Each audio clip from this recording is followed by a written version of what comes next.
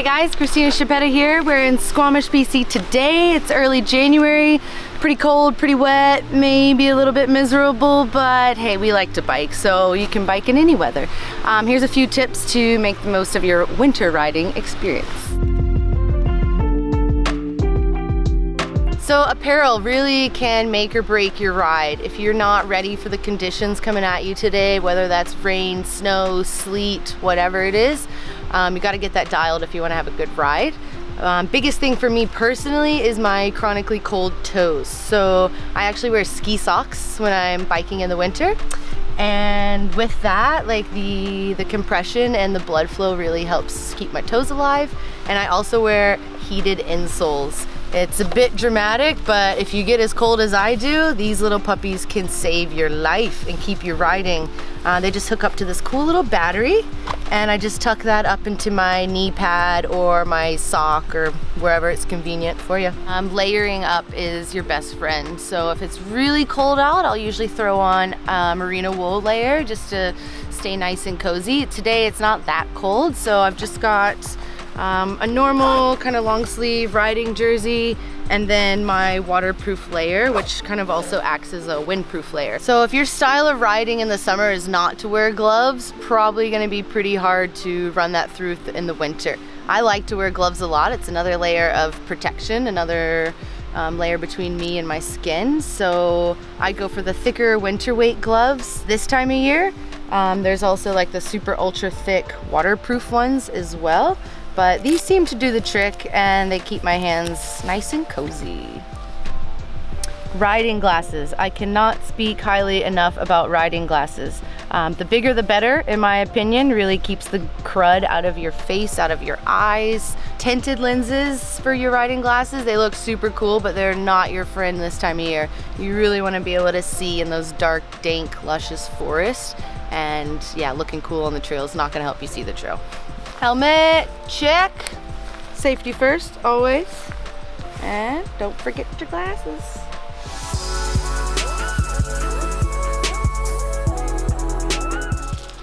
Coolio, so we successfully got dressed for the ride today. I think it's quite important to talk about bike setup now.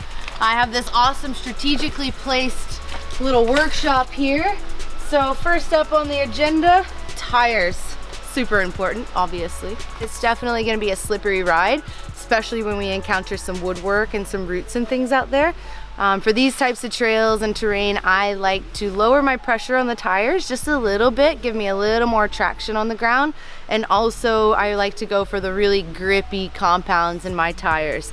Usually for my personal setup, I run around 20 PSI in the rear. That's a tubeless setup on a really strong carbon rim. Today I think we'll lower it down a little bit because traction is your friend. So I think I'll take out maybe like 2 PSI, bring it down to 18. It'll actually make a huge difference in your riding.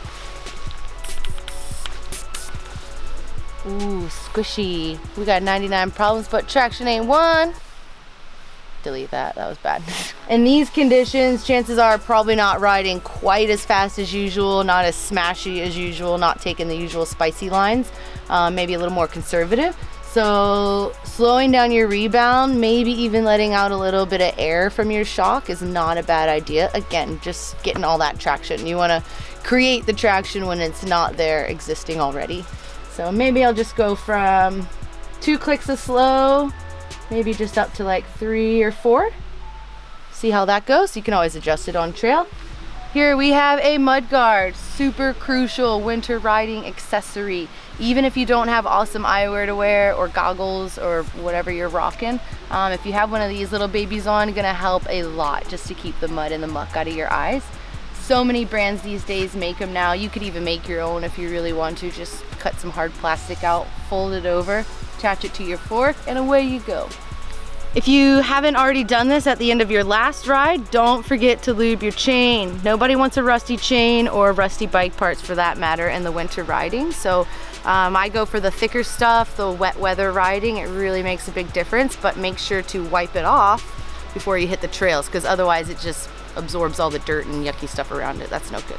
Sweet, I think the bike's pretty dialed to go riding now. We got the tire pressure down, chain is lubed, mud guard on. Shock's pretty set. yeah, I think we should hit the trails now. Grip it and rip it. If you're like me and you catch your pedals on anything and everything, something like this sticking out on the trail, super dangerous. Maybe not for the average Joe, but definitely for me. So we're just gonna get her out of the way and carry on. When I'm pedaling up and over these slippery roots and things, I really try to keep equal pressure on the pedals so I'm not sliding out. Nice wide turns.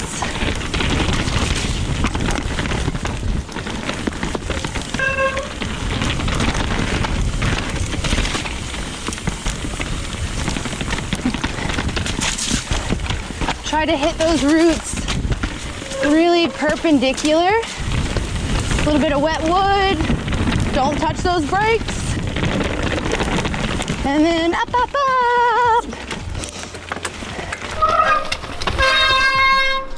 Wicked. We got this awesome little trail feature here. Just gonna put the old bike down.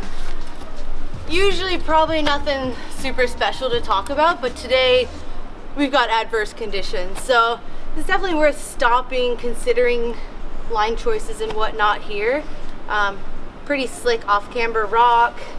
Going around the bend, we've got some nice kind of grippy rock, which is why I could save myself there.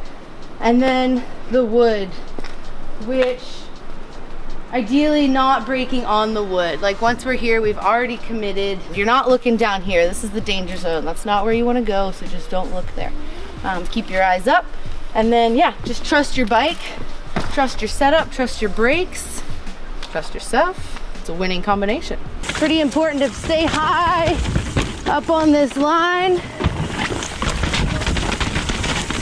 Today is not the day you want to be cutting corners and throwing shapes. More armored trails are going to hold up a bit better in this weather. If you're going for the flow trails, you've got much bigger chance of running into some puddles and things. So yeah, pick an appropriate trail for the day. Not every trail is created equally. Again, just avoiding those really shiny, slippery looking rocks. Rocks and roots. Keeping eyes up. Phew! A little bit of a wider turn. Woohoo!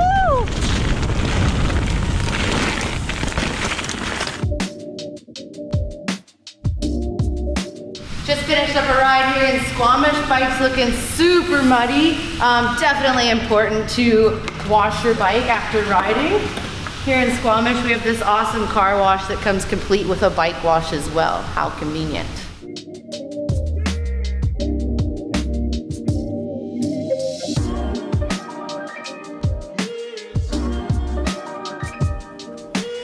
Sweet, we just finished washing the bike outside, but before we go, I wanted to share just a few more little savvy tips with you guys for the winter riding.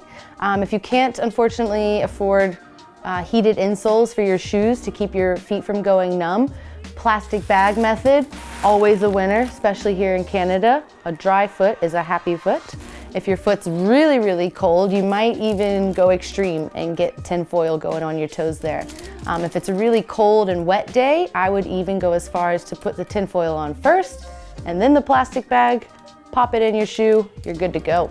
If you find yourself riding a lot this time of year where it's really wet, really yucky out, I highly recommend grabbing yourself a little boot heater. This thing was like $6 at my local reuse it center, and it's probably the best $6 dues I've ever spent. Thanks for watching today, guys. I really hope you're walking away with a few of these winter riding tips so that you're not discouraged to get out there and send it. Trails are awesome this time of year. Make the most of it. Keep the toes warm. And if you have any suggestions for myself to make my winter riding experience a little more enjoyable, I'd love to hear what you have to say.